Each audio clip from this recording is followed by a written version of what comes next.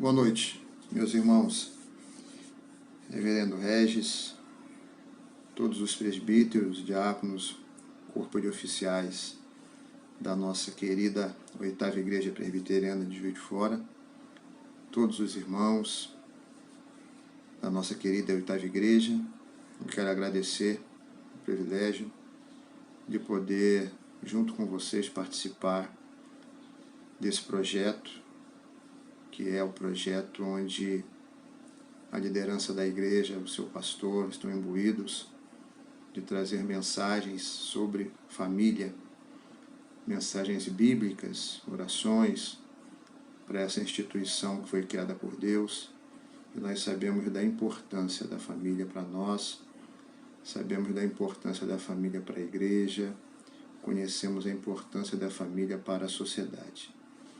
Muito obrigado pelo privilégio de poder participar com vocês desse projeto, de ter sido convidado e compartilhar com vocês um pouco da palavra de Deus.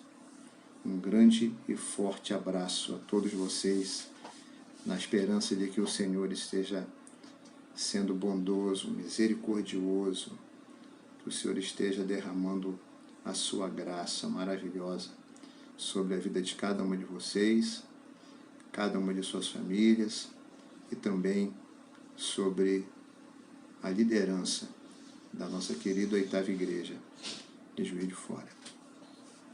Eu vou ler o Salmo muito conhecido nosso, o Salmo de número 127.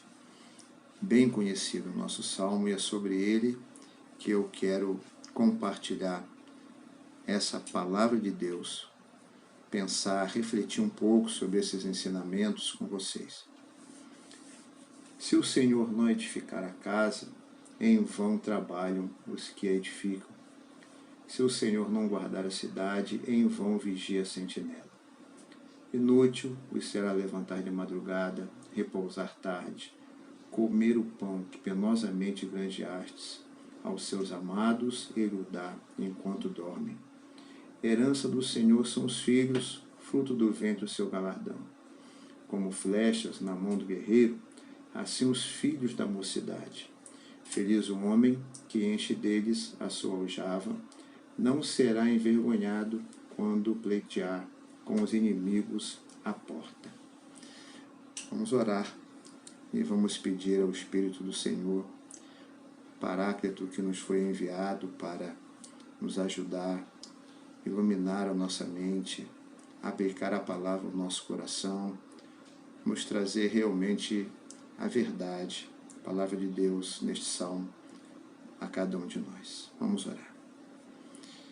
Senhor, nós queremos te agradecer pelo privilégio que temos de podermos ter a tua palavra, temos liberdade para estudar a tua palavra, para estudar o livro sagrado, para podermos expor uns aos outros, para edificação mútua, a santa palavra do Senhor. E estamos, ó Deus, totalmente submissos à autoridade, à orientação, à condução, à iluminação, ao poder do Teu Espírito, para aplicar essa palavra viva e poderosa em nossas vidas, para o bem das nossas famílias, para o bem de cada um de nós, para o bem da Oitava Igreja Presbiteriana de Juiz de Fora. Seja, ó Deus, bondoso, misericordioso, atende a nossa oração e abençoa-nos na ministração da Tua palavra. Perdoa os nossos pecados, assim oramos, assim cremos, assim agradecemos ao Senhor, em nome de Jesus. Amém. Bem, irmãos, este pequeno salmo se divide em duas partes. À primeira vista, as duas partes parecem ter pouco em comum. A primeira parte diz que, a menos que o Senhor abençoe tudo o que você está fazendo, tudo o que você faz é inútil. A segunda parte do salmo fala sobre a felicidade que vem da relação com os nossos filhos, a relação pais e filhos. Dois assuntos aparentemente diferentes, mas há um tema comum entre esses dois temas. E o tema comum é a bênção de Deus sobre a família. A maioria dos teólogos acredita que este salmo foi escrito por Salomão. E podemos acreditar, pelo menos, que isso é verdade, por duas razões. Primeiro, foi Salomão quem projetou a construção do grande templo do Senhor em Jerusalém. E essa parece ter sido a sua filosofia de trabalho para o projeto. Assim pensava Salomão. Estamos construindo a casa do Senhor, mas não a estamos construindo por nós mesmos. Deus a está construindo por nosso intermédio. A menos que Ele construa esse templo, ele não tem valor. A menos que Ele guarde esta cidade, nosso trabalho é em vão. É tolice trabalharmos profundamente, levantarmos antes do sol e irmos para a cama de madrugada. Deus quer que cuidemos de nós mesmos, que tenhamos o sono de que precisamos para nos mantermos saudáveis. Sendo ao edificarmos um lar, ao edificarmos um templo, ao trabalharmos na edificação de algo que é nobre e que glorifica o Senhor, é necessário que Deus construa, participe dessa construção através de nós.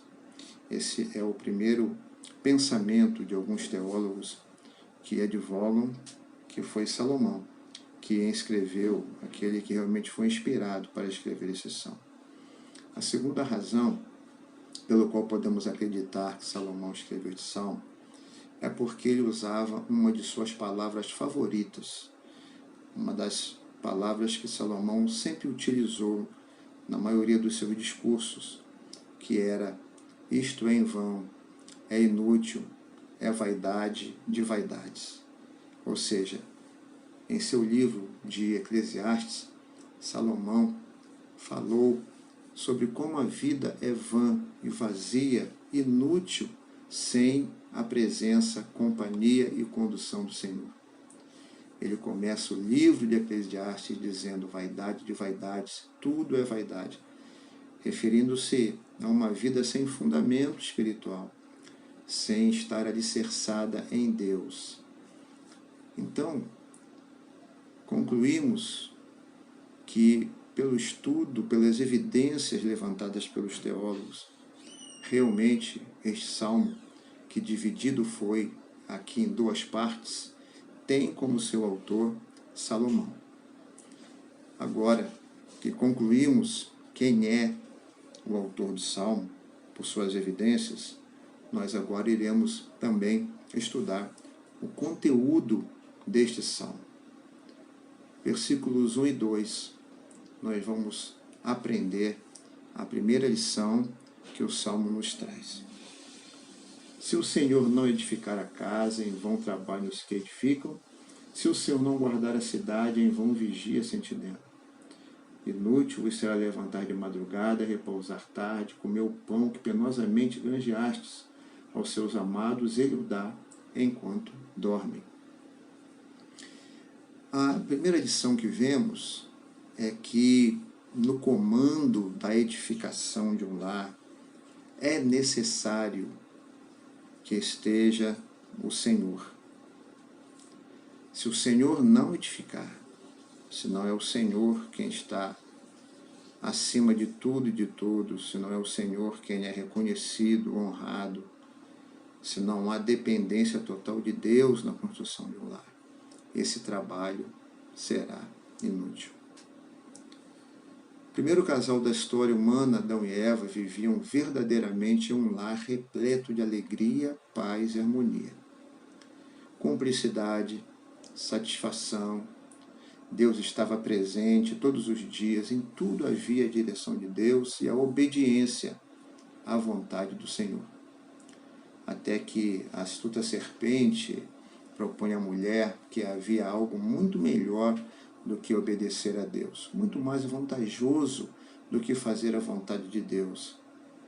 Era realmente experimentar, se tornar igual a Deus, conhecendo tudo o que Deus sabe. Resultado da vida daquele casal que realmente foi ludibriado, enganado, seduzido por Satanás. O resultado foi algo terrível para aquela família, que é a primeira família da qual nós herdamos o que somos, pecadores. Em primeiro lugar, você percebe que quando Adão e Eva abandonam esse projeto de deixar Deus continuar sendo o Senhor e Deus de tudo e de todos, construindo o seu lar, construindo as suas vidas, o resultado foi que eles se estranharam entre si. Agora, homem e mulher já se percebem estranhos um diante do outro. Existe uma fuga da presença de Deus. Deus vem ao jardim, mas eles fogem da presença de Deus. Existe vergonha, existe culpa, existe um peso por conta do seu erro. As acusações um contra o outro, a falta de humildade suficiente para reconhecer o seu erro. A maldição é lançada sobre a terra, dores multiplicadas sobre a mulher, e agora o homem sofre para sobreviver através do seu trabalho. Mais à frente, em Gênesis 11, Deus havia dado a ordem para o homem povoar a terra. E mais uma vez o homem pensa que o plano de Deus não é bom. E eles querem construir um projeto muito maior do que o projeto de Deus. Eles querem construir uma torre que toque o céu. Mais uma vez, o resultado é que Deus frustra o projeto humano. Eles não conseguem se comunicar mais e abandonam a construção. Quanto esforço, quanto tempo, quanto investimento abandonado. Tudo porque não permitiram que o Senhor fosse o dono, o comandante, aquele que realmente conduz a construção, para onde o homem deve ir e o que o homem deve fazer. Não é isso, meus irmãos, que estamos vendo hoje se repetir com outra roupagem na sociedade e na família? Mas com o mesmo objetivo, uma nova roupagem com o mesmo objetivo, com a mesma pragmática, que é desobedecer a Deus. Não deixar que o Senhor seja realmente Senhor da família. Maridos que não amam mais suas esposas, esposas que não são submissas, filhos que não honram pai e mãe, mães que provocam a ira em seus filhos, pais que provocam a ira em seus filhos, pessoas que com a prática do adultério e promiscuidades sexuais, casais que, à semelhança de Ananias e Safira, estão mentindo ao Espírito Santo no tocante ao seu cumprimento, à sua gratidão, à sua fidelidade nos dízimos e nas ofertas. Lares que não estão sendo edificados porque o Senhor não está no comando dessas casas. Meus irmãos, devemos estar comprometidos em fazer a vontade de Deus em nossas vidas, em nossos lares, somente a vontade de Deus. E dessa forma estamos declarando com a nossa vida, com as nossas ações, que Ele continua sendo o Senhor do nosso lar. E que através da obediência a Deus, Ele está construindo o nosso lar. Como diz o salmista, se não é assim, o nosso trabalho não é vão. Se Deus lhe diz para construir uma casa ou para guardar uma cidade, então você pode fazer isso com a plena certeza de que, em obediência a Ele, então não é você que irá fazer essa construção, é Deus que irá fazer por seu intermédio. A lição é que devemos aprender a entregar tudo sobre nossa vida ao Senhor e buscar suas bênçãos, ou o que estamos fazendo se mostrará vazio, inútil, vaidade de vaidade. Esposo, esposa, pais, filhos, precisamos hoje assumir o compromisso de obedecer o Senhor, e Ele, por si só e através de nós, irá edificar um lar maravilhoso, onde seremos ajudados pelas mãos poderosas e graciosas do Senhor. No comando e na proteção do nosso lar, precisamos ter o Senhor acima de tudo e de todos. Se o Senhor não guardar a cidade, em vão vigia a sentinela. Primeira lição é que precisamos ter Deus no comando de tudo. Ele é o Senhor do nosso lar. A segunda lição é que o Senhor é aquele que pode, com eficiência plena, guardar o nosso lar. Nunca o ser humano buscou tanta proteção quanto agora em nossos dias. As casas têm muros cada vez mais altos, cercas, arames farpados, câmeras, sistemas de alarme, de vigilância, sensores, cães, corsentinas, vigilantes, condomínios, porteiros, carros blindados, seguranças, pessoas que andam armadas ou na sua casa possuem armas de fogo. Cada vez mais cresce o caos, a violência, isso vindo de fora para dentro do lar, através de muitas formas, mas também de dentro do lar para fora, a violência contra o idoso, contra a mulher, contra a criança, pedofilia, as drogas e o álcool destruindo a nossa juventude. As teorias e as ideologias aprendidas por nossos estudantes quando entram na universidade, ensinos totalmente antagônicos aos preceitos que estão ali diante de nós nas Sagradas Escrituras. Mudanças na economia, em âmbito nacional ou mundial, e que destroçam a família. Situações particulares do seio da família, ou situações externas que atingem em cheio o emocional, a vida relacional dentro de um lar. O homem é totalmente incapaz de prover proteção 24 horas para a sua casa, para os seus filhos, para a esposa ou para o esposo. E aí está a palavra de Deus nos trazendo uma orientação segura. Se o Senhor não guardar a cidade, em vão trabalha o sentinela. Esta é a primeira parte do nosso salmo, então. Aprendemos que Ele precisa ser o Senhor da nossa casa. Aprendemos que é impossível guardar o lar se Deus não estiver sendo o nosso vigia, a nossa torre segura, não estiver sendo o nosso escudo.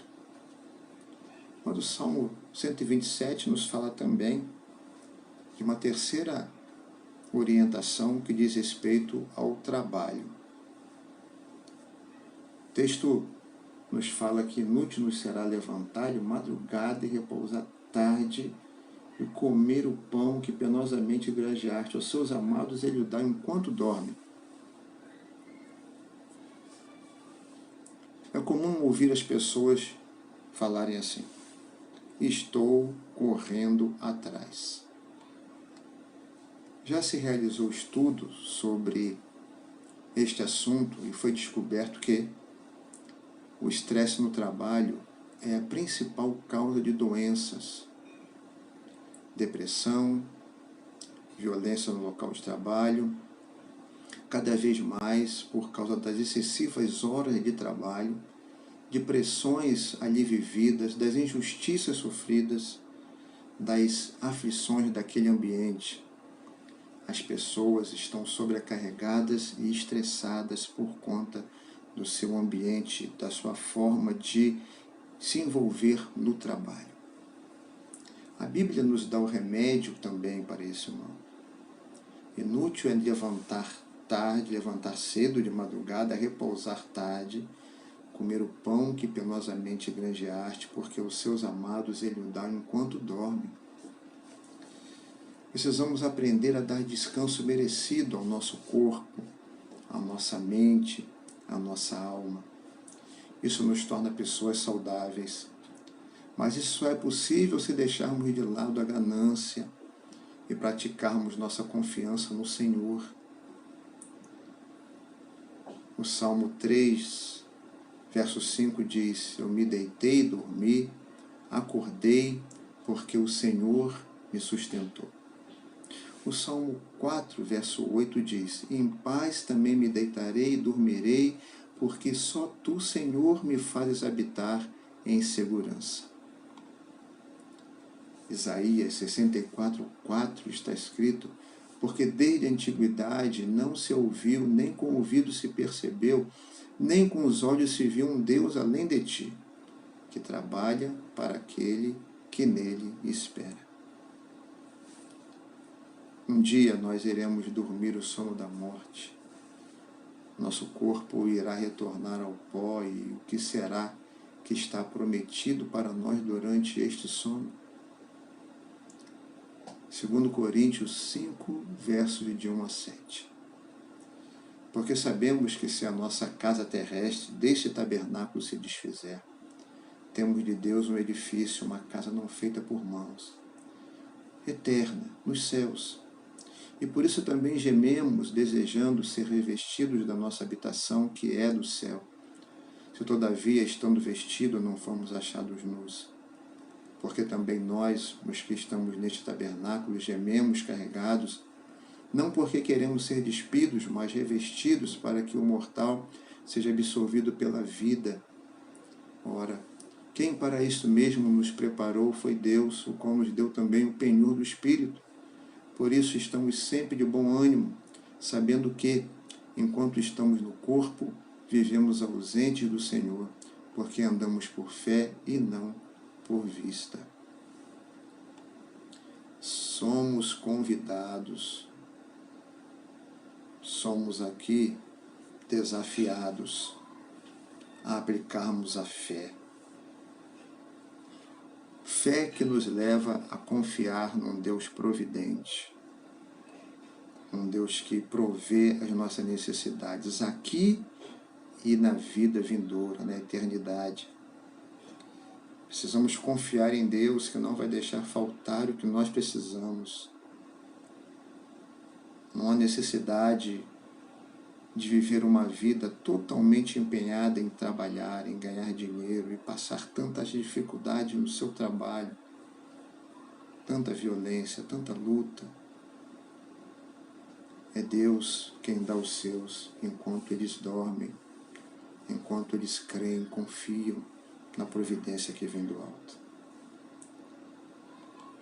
A primeira parte desse salmo nos diz, então, que o Senhor precisa ser o Senhor da nossa casa, que Ele precisa guardar a nossa casa, e que precisamos confiar no sustento que vem do Senhor.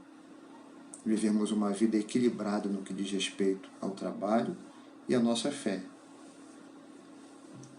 A segunda parte do salmo fala da felicidade que vem da relação entre pais e filhos. Versos de 3 a 5 está escrito assim: herança do Senhor são os filhos, o fruto do ventre seu galardão. Como flechas na mão do guerreiro, assim os filhos da mocidade. Feliz o homem que enche deles a sua aljava, não será envergonhado quando pleitear com os inimigos à porta. Os filhos aqui são comparados a 3 coisas preciosas nesse salmo. Eles são herança, eles são galardão e eles são flechas. Via de regra, herança é uma coisa muito valiosa, que alguém ganhou, recebeu. Isso significa que os pais não devem diminuir o valor que têm os seus filhos. Como herança, eles receberam, lhes foi dado algo importante da parte de Deus, que eles não podem tratar com menos valor. mas também fala de galardão. Além de herança, os filhos são galardão. Galardão nos fala de algo que nos foi dado como um prêmio, como uma recompensa. Os filhos são herança, os filhos são galardão, mas os filhos também são flechas. Flechas são armas preparadas para serem lançadas.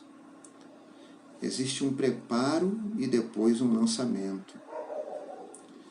Termina o salmista dizendo que quando esse pai e essa mãe, que tem essa herança, possui esse galardão, e ao mesmo tempo ele é um arqueiro que preparou e lançou suas flechas. Quando ele tiver algum inimigo, algum enfrentamento pela frente, esse pai, essa mãe, essa família, irá contar com seus filhos ao seu lado, e estes o ajudarão e não os envergonharão. Por isso que filhos precisam ser preparados como flechas para enfrentamento contra o inimigo, para o enfrentamento contra as dificuldades da vida. Eles precisam se tornar aliados dos seus pais. Pais precisam valorizar seus filhos, amar seus filhos. Você ganhou este presente de Deus. Prepare seus filhos na palavra. Prepare os seus filhos com oração. Prepare os seus filhos conduzindo-os à presença do Senhor, conduzindo-os ao templo. Dê um bom testemunho de uma vida transformada. Dobre os seus joelhos, clame, ore a Deus pela vida dos seus filhos, para que o Senhor ajude a preparar homens e mulheres de caráter, homens e mulheres que realmente creem, vivem e temem a lei do Senhor.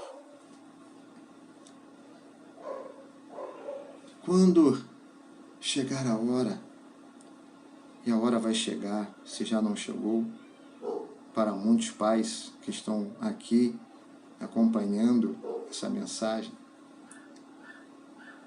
os pais terão que lançar os seus filhos, enviá-los ao mundo, e que como flechas, estes filhos possam trazer para vocês, pais, para nós, pais, muitas vitórias, muitas conquistas, que eles sejam armas que, lançadas por vocês, por nós, pais, trabalhem na nossa defesa, mas que trabalhem também para realizar grandes conquistas e grandes vitórias para a glória do nosso Deus. Por isso esse salmo nos fala de uma maneira muito especial. Feliz o homem que enche deles a sua aljava. Esse salmo nos fala de felicidade, de pessoas que colocaram e colocam Deus acima de tudo, como Senhor, do Deus que guarda a família, que guarda o lar, o Deus do qual nós podemos confiar, que irá trazer para a família todas as suas necessidades. Esse salmo nos fala do valor que os pais devem dar aos seus filhos, preparando os seus filhos e sabendo que no momento certo eles irão ao mundo como armas de vitória, como armas de defesa, mas acima de tudo, filhos que, servindo o Senhor, irão trazer alegria para o seio da família. Que seja assim o seu lar, que seja assim os lares dos irmãos da 8ª Igreja Presbiteriana, que Deus possa abençoar cada família, cada pai, cada mãe, cada filho, que o Senhor Deus possa usar de bondade, misericórdia e graça para com todos vocês. Vamos conversar com o nosso Deus, rogar a Ele suas bênçãos, Ele que é o Criador da família, Ele que entende melhor do que qualquer um de nós sobre família, Ele que nos deu a sua palavra para nos orientar e viver por ela, para sermos abençoados e vitoriosos. Vamos ter uma palavra de oração.